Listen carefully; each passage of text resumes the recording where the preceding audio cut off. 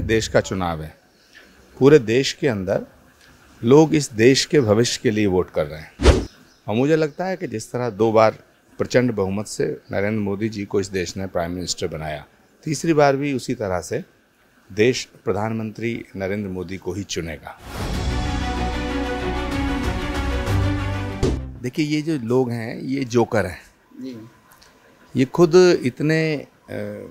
इतनी वाहियात और बेहुदा बात करते हैं। ये खुद संविधान के सबसे बड़े विरोधी हैं। अखिलेश यादव, तेजस्वी यादव, देश के लिए इनका कंट्रीब्यूशन क्या है? राहुल गांधी, देश के लिए कंट्रीब्यूशन क्या है? अगर वो गांधी परिवार के नहीं होते तो उन्हें कोई चपरासी की नौकरी पे नहीं रखता। अखिलेश यादव जी को कोई पूछता अगर नेताजी के पुत्र ना होते? पूरी पार्टी बर्बाद कर दी। 2017 में चीफ मिनिस्टर थे और राहुल गांधी जी कांग्रेस के अध्यक्ष थे। दोनों ने हाथ मिलाया, अंजाम क्या हुआ? 2 लड़के साथ आए थे। क्योंकि देश की जनता एक ऐसे समझदार, सिंसियर और गंभीर नेतृत्व को चुनना चाहती है जिसके हाथों में देश सुरक्षित रहे। अगर इनके हाथों में देश की सत्ता दे दी, ये तो बाघा बॉर्डर लीज पे दे देंगे, ये तो लाल किला बेच देंगे। जिस तरह इन्होंने गोमती को बेचा, जिस तरह गंगा का खनन किया, जिस तरह इन्होंने भारत की संपदाओं को लूटा है, तो मुझे नहीं लगता कि देश की जनता इन जैसे लुटेरों को देश की सत्ता सौंपे।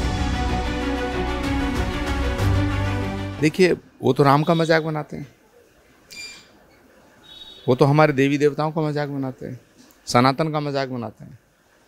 प्रधानमंत्री एक आस्थावान व्यक्ति है और जो आस्थावान व्यक्ति होता है, हम तो मानते हैं कि कण कण में परमात्मा है और परमात्मा के बिना पत्ता नहीं हिलता। हम तो मानते हैं कि हम जो कर रहे हैं हमसे परमात्मा करवा रहा। ये आस्था का विषय है। इसे राहुल गांधी जी नहीं समझेंगे क्योंकि राहुल गांधी जी की आस्था ही नहीं किसी में। इस विषय को वो समझ सकता है जो भारत को समझता हो, भारतीय संस्कृति सभ्यता को समझता हो, सनातन को समझता हो। राहुल गांधी जी क्या समझेंगे? ना वो संस्कृति समझते, ना सभ्यता समझते, ना संस्कार समझते, ना भारत को समझते, ना भारत की जनभावनाओं को समझते, ना सत्य को समझते, ना शाश्वत को समझते, ना सनातन को समझते। राहुल गांधी समझते क्या हैं? तो इस तरह की वाहियात बातें करके हिंदू धर्म को, सनातन को ठेस पहुंचाने का काम रोज करते हैं ये लोग। सुबह ही उठते हैं, बिना मुंह धोए, बिना हाथ धोए मोदी गाली देना शुरू कर देते हैं। मोदी को गाली देने से मोदी नहीं हारेंगे।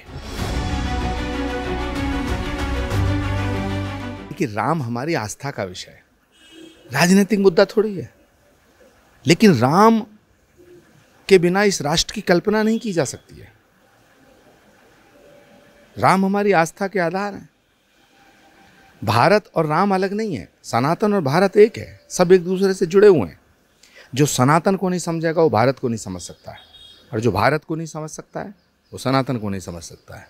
सनातन और भारत के सेतु हैं राम, कण कण में व्याप्त है राम। तो राम मंदिर का लंबा संघर्ष, 500 साल इतना बड़ा संघर्ष है। इन लोगों ने तो राम मंदिर बनने के रास्ते में रोड़े अटकाए। तो सवाल इस बात का है कि देश की जनता देख रही है, राम मंदिर बन गया, इस पे कोई वोट थोड़ी मांग रहा है। लेकिन देश की जनता अंधी थोड़ी है। जो राम के नहीं हुए वो राष्ट्र के क्या होंगे?